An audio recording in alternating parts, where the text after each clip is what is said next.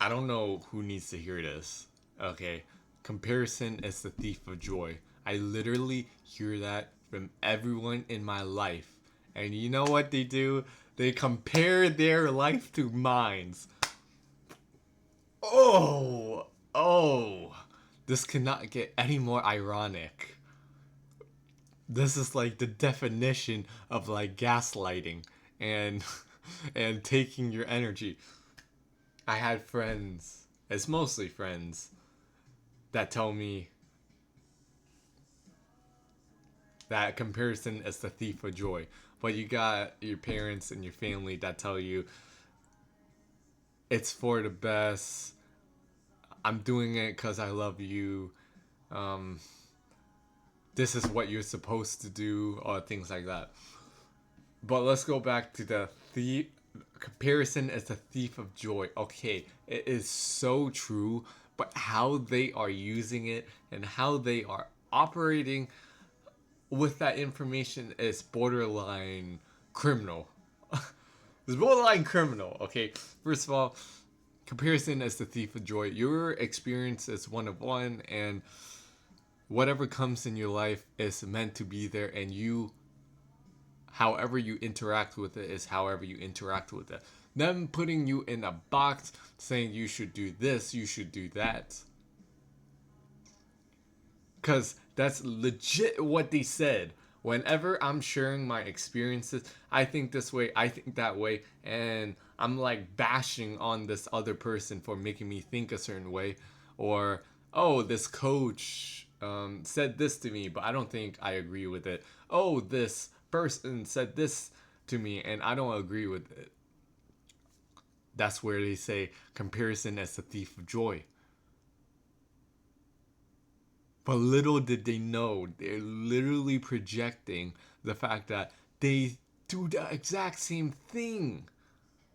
But even worse, because you have discernment, you know that you shouldn't be taken that far, right? You compare a little bit to see where you're at, see where you need to improve and what your blind spots are.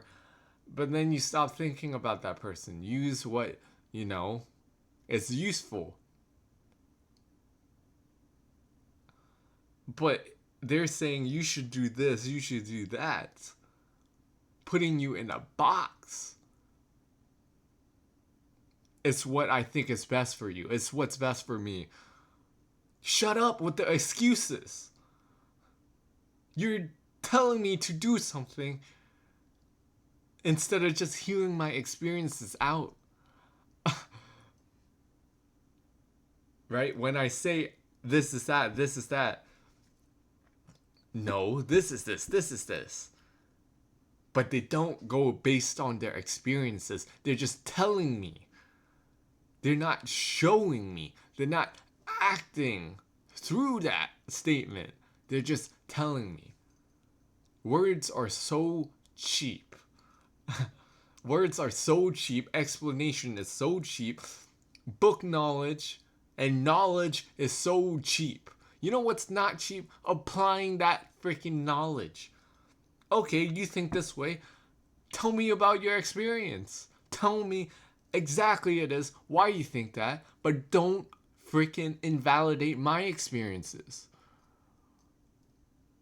See, that's where they fault because they need you to think exactly how they think. They need you to do exactly how they do.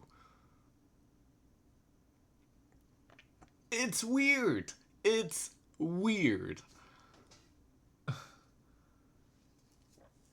So comparison is a thief of joy. So don't let other people's you think this, you should do this, you should do that get in the way of your own life. That is literally embodied comparison. Don't do that. You hear their experiences out and clap for them based on their experiences.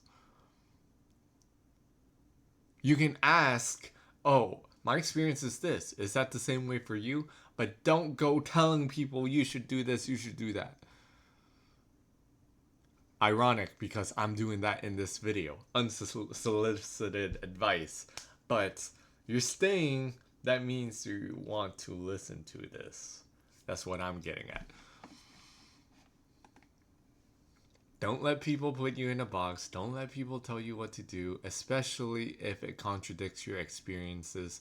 And if they do, make sure they're talking about them and not projecting onto you. And if they are, cut them out. Create that boundary. They're not worth it. They will never be worth it unless they have something that you need. And isn't that a bad place to be? You need money from your parents. You need validation from your friends.